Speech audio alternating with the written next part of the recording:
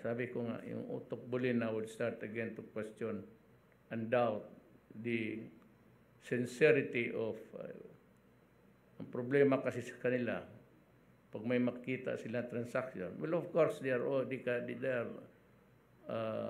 free to entertain doubts.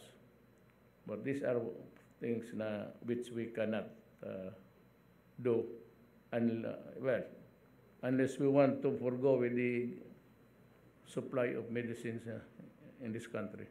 So the police chief is or his representative maybe is part of the panel there, and they should know how to respond. Yung black market at this time, lalo na may naghihirap, yung black market, yung nahuli, I would insist